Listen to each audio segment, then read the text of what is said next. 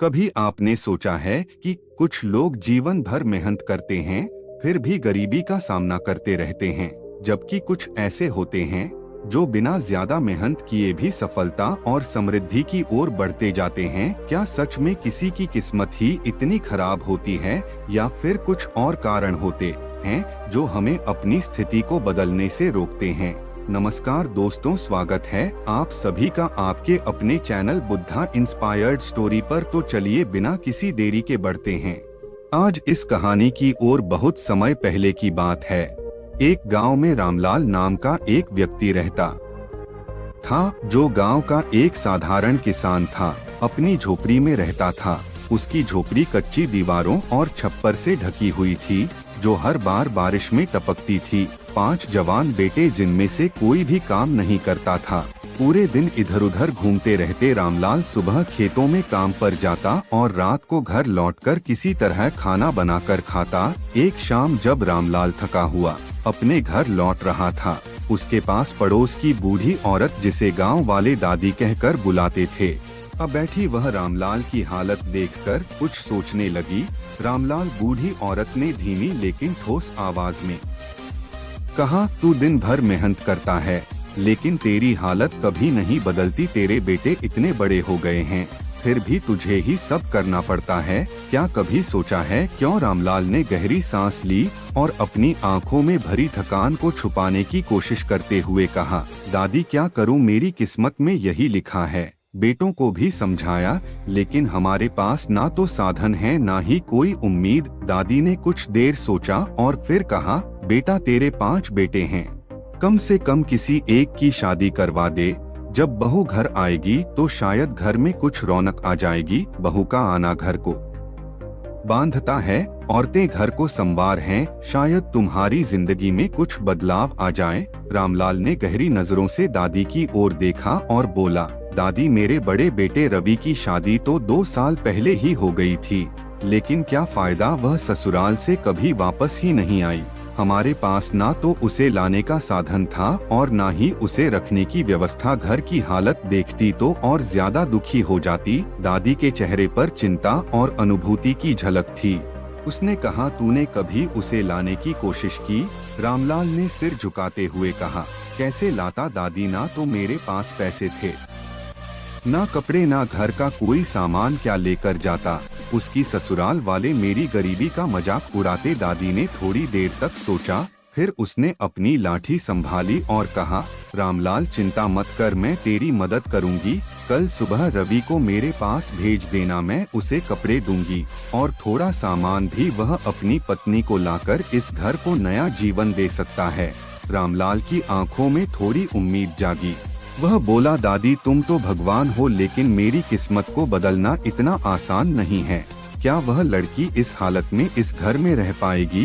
दादी ने मुस्कुराते हुए कहा, बेटा किस्मत मेहनत और समझदारी से बदली जा सकती है। तू रवि को भेज दे, बाकी सब मैं संभाल लूंगी। बहू आएगी तो घर में रौनक जरूर आएगी, बस तू हिम्मत मत हार। रामलाल ने सिर हिलाया और दादी के सामने कृतज्ञता प्रकट करते हुए घर चला गया। सुबह सुबह रवि को बुलाकर रामलाल ने उसे सारी बात बताई। रवि पहले तो झिंका लेकिन फिर तैयार हो गया। वह अपनी पत्नी को लाने के लिए दादी से कपड़े और थोड़ा सामान लेने दादी के घर चला गया। रवि, जो अक्सर अपने घर की गरीबी और संघर्ष को देखता था, आज कुछ अलग महसूस कर रहा था। उसने अपने पिता से सुना था कि बूढ़ी औरत ने उसे अपनी पत्नी को ससुराल से लाने के लिए कपड़े और सामान दिए हैं, लेकिन रवि का दिल थोड़ा घबराया हुआ था। वह सोच रहा था, क्या मेरी पत्नी सच में इस घर में खुश रहेगी? क्या वह इस गरीबी को सह पाएगी? लेकिन फिर उसने एक गहरी सांस ली और खुद से कहा, मेरे पास अब कोई विकल्प नहीं है। अगर मुझे अपने घर में रौनक लानी है तो यह कदम उठाना पड़ेगा। रवि ने जल्दी जल्दी तैयार होकर बूढ़ी औरत के घर पहुंचने के लिए कदम बढ़ाए। बूढ़ी औरत उसे बड़े स्नेह से मिली। उसके चेहरे पर एक संतुष्टि और निश्चिंता थी, जैसे उसे विश्वास था कि रवि का परिवार एक दिन बेहतर होगा। उसने रवि को अच्छे कपड़े दिए, कुछ बर्तन और जरूरी सामान दिया और कहा, बेटा यह सामान लेकर जाओ, अपनी पत्नी को ससुराल से लेकर आओ, घर में खुशहाली लाने का यही समय है। रवि ने कपड़े पहनकर और सामान लेकर ससुराल की ओर निकल पड़ा। रास्ते भर वह यही सोचता जा रहा था, क्या मेरी पत्नी यह सब समझ पाएगी? क्या वह मेरी गरीबी को लेकर मुझसे नफरत तो नहीं करेगी? रवि की ससुराल में उसकी पत्नी का स्वागत बहुत गर्मजोशी से हुआ। ससुराल वाले उसे देखकर खुश थे, लेकिन रवि की पत्नी को यह देखकर थोड़ी हैरानी हुई कि उसके पति के साथ आए सामान में कितनी कम चीजें थी। उसने सोचा, क्या मेरे घर वाले यह सब देखेंगे? क्या वे मेरे पति की गरीबी को लेकर हंसी उड़ाएंगे? लेकिन ससुराल वालों ने उसे मनाया और कहा, तुम वापस आई हो तो हमारा घर भी फिर से रोशन होगा। यह सामान थोड़े कम है, लेकिन हमारी खुशियाँ बड़ी हैं। 2 दिन ससुराल में बिताने के बाद रवि अपनी पत्नी के साथ घर लौट आया। दोनों को एक नया विश्वास मिला था, लेकिन पत्नी के मन में बहुत सारे सवाल थे। रवि की पत्नी ने घर लौटते ही देखा कि उसका घर बहुत छोटा था और यह कोई भी लड़की अपने सपने के अनुसार नहीं चाहती। घर में कमरा भी छोटा था, रसोई भी साधारण थी, लेकिन सबसे बड़ी बात यह थी कि सब कुछ अस्त व्यस्त था। घर में कोई भी योजना नहीं थी, कोई भी व्यवस्था नहीं थी। जब रवि और उसकी पत्नी घर लौटे तो पत्नी ने देखा कि घर पूरी तरह से गंदा पड़ा था। बर्तन इधर उधर फैले हुए थे, रसोई का काम अधूरा था और बिस्तर भी अस्त व्यस्त थे। रवि और उसकी पत्नी के बीच चुप्पी छाई हुई थी। पत्नी ने सोचा, क्या यह घर मेरा है? क्या मैं यहाँ रह पाऊंगी? लेकिन उसने हार नहीं मानी। वह जानती थी कि घर को ठीक करना और यहाँ रहने के लिए कुछ ना कुछ करना जरूरी है। उसने फैसला किया कि वह अपने पति से बात करके घर की सफाई शुरू करेगी। उसने धीरे धीरे घर के हर कोने को देखा, सफाई शुरू की और रसोई में बर्तन धुलने लगी। जब रवि खेत से घर लौटा तो उसने देखा कि घर पूरी तरह से बदल चुका था। बर्तन धोकर सफाई करके घर को सुंदर और व्यवस्थित किया गया था। घर के हर कोने में एक नई ऊर्जा महसूस हो रही थी। रवि की पत्नी ने कहा, अब यह घर थोड़ा सा अपने जैसा महसूस हो रहा है। अगर हम सब मिलकर कुछ बदलाव लाएंगे तो यह घर हमें खुशहाल बना देगा। रात को जब सभी परिवार के लोग एक जगह बैठे थे तो रवि की पत्नी ने सबको एक साथ बुलाया और कहा, देखिए हम सब मिलकर इस घर को संवार सकते हैं। अगर हम इसे छोड़ देंगे तो यही हालत हमेशा रहेगी। हमें इसे सुधारने के लिए मेहनत करनी होगी। पहले घर की सफाई, फिर घर के काम, फिर अपनी फसल और व्यवसाय की ओर ध्यान देना होगा। रामलाल, जो पहले खुद को अपनी गरीबी का कारण मानता था, अपनी बेटी की बात सुनी और कहा, बिल्कुल बेटी, मगर हमारे पास तो साधन ही नहीं है। फिर भी अगर तुम्हारा विश्वास है तो मैं भी कोशिश करूंगा। रवि की पत्नी ने कहा, हमारे पास साधन नहीं है, लेकिन हमारी मेहनत और समझदारी से हम सब कुछ बदल सकते हैं। याद रखें, सच्ची मेहनत कभी बेकार नहीं जाती। रामलाल की आंखों में आंसू थे। उसने अपनी बेटी का हाथ पकड़ा और कहा, बिल्कुल, अगर हम सब एकजुट होकर मेहनत करेंगे तो यह घर हम सबका घर बनेगा। अगले दिन से रवि और उसकी पत्नी ने घर के सभी कामों में हिस्सा लिया। सबसे पहले रवि ने अपने भाइयों को बुलाया और उन्हें खेतों में काम करने के लिए प्रेरित किया। पत्नी ने घर की सफाई को रोज की आदत बना लिया। घर का माहौल अब बदलने लगा था। रसोई में हर चीज व्यवस्थित होने लगी। बर्तन अब कभी गंदे नहीं रहते थे और हर व्यक्ति अपने काम में व्यस्त रहता था। रवि की पत्नी ने खेत में नई फसल लगाने का विचार किया। कुछ समय पहले रामलाल के पास एक छोटी सी जोत थी जिसमें ज्यादा फसल नहीं उगती थी,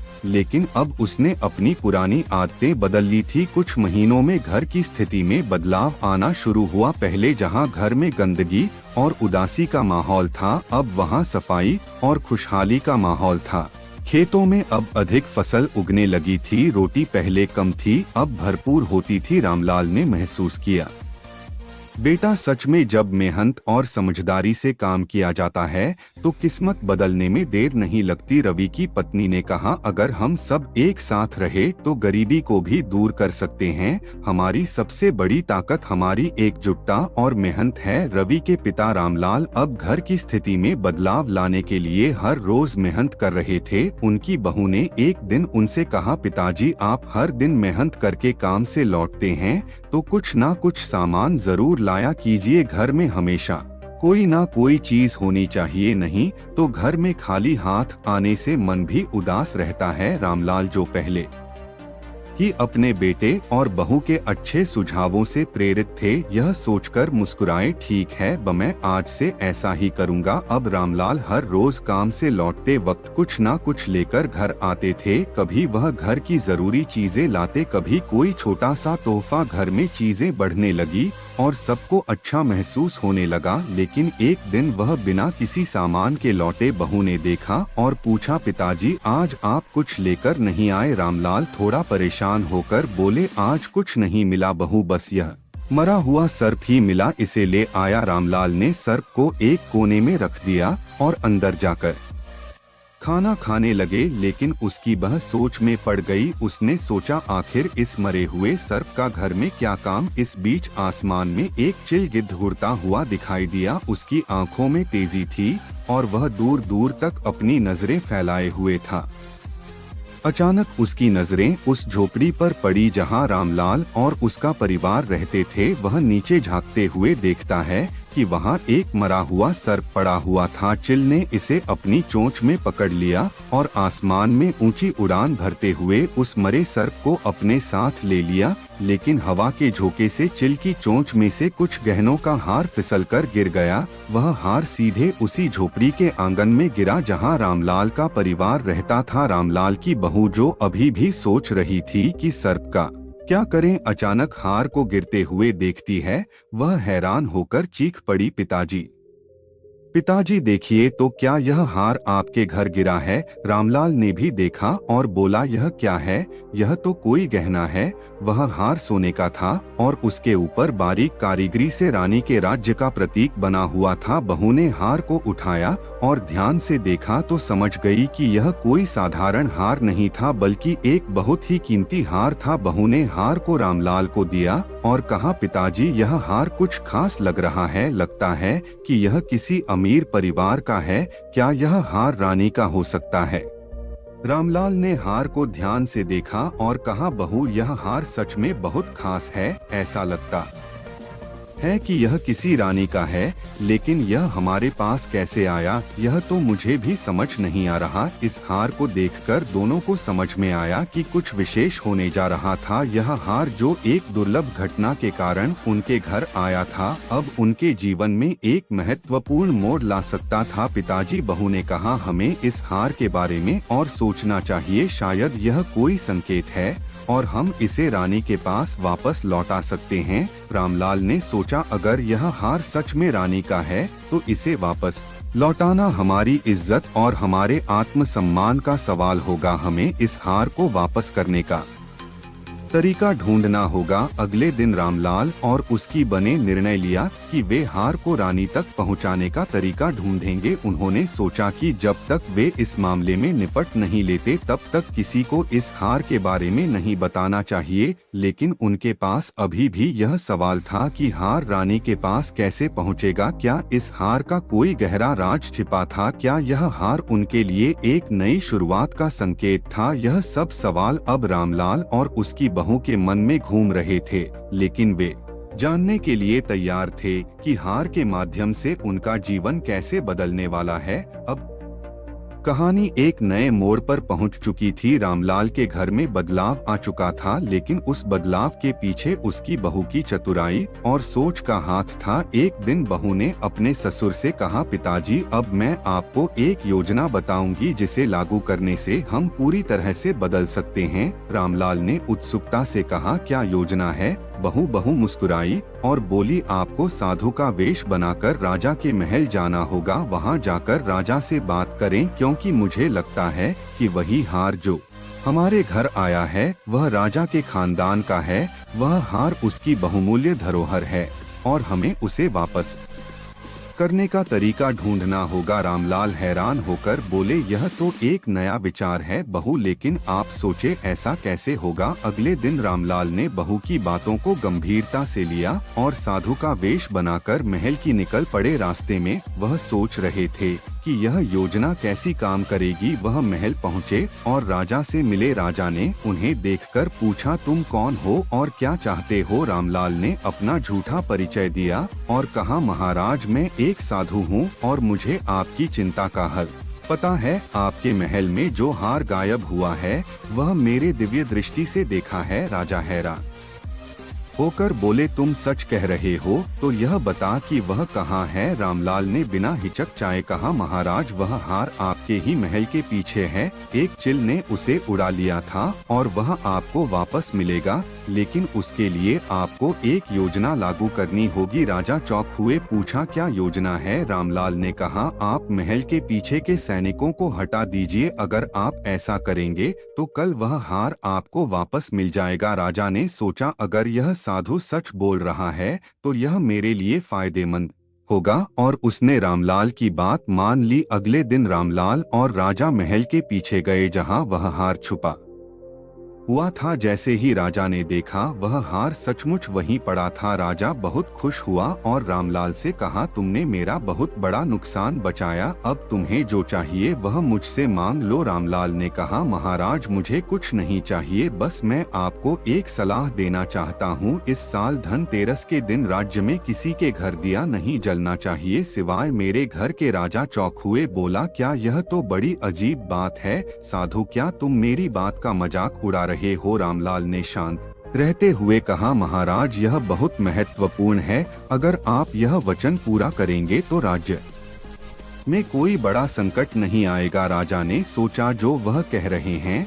वह सच हो सकता है, इसलिए मैं उनकी की बात मानता हूँ। राजा ने पूरे राज्य में घोषणा कर दी कि धनतेरस के दिन किसी के घर दिया नहीं जलना चाहिए सिवाय रामलाल के घर के। धनतेरस की रात पूरे राज्य में अंधेरा था क्योंकि किसी के घर दीपक नहीं जल रहे थे। लक्ष्मी माता, जो हमेशा धन और समृद्धि की देवी मानी जाती है, देख रही थी। जैसे ही वह राज्य में अंधेरा देखती हैं, वह वापस जाने लगती है, लेकिन अचानक उल्लू की नजर रामलाल के घर पर पड़ी। वहां एक दीपक जल रहा था। उल्लू ने देखा कि लक्ष्मी माता उसी घर में निवास कर रही थी। वह घर अब धन और सुख से भर गया था। लक्ष्मी माता ने रामलाल के घर को आशीर्वाद दिया और उसे समृद्धि से भर दिया। उसी रात रामलाल का घर एक झोपड़ी से बदलकर एक आलीशान महल बन गया। अगले दिन रामलाल और उनका परिवार यह देखकर चौंक गए कि उनका घर पहले जैसा नहीं था, वह सब कुछ नया और चमचमा आता हुआ था। रामलाल ने बहू से कहा, सब तुम्हारी चतुराई का ही परिणाम है बहू, तुमने सही दिशा में काम किया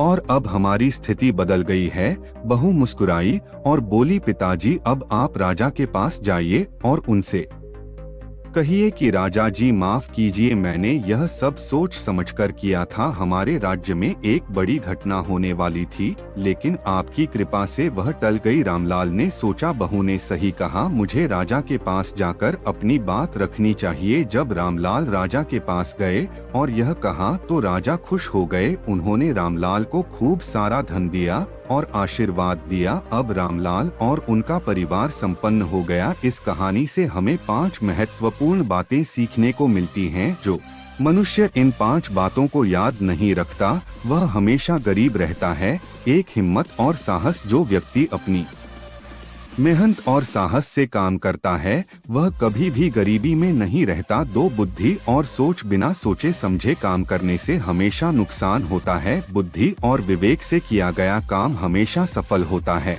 प्रयास और समर्पण, जो व्यक्ति समय के साथ बदलता नहीं है और प्रयास नहीं करता वह हमेशा गरीब बना रहता है।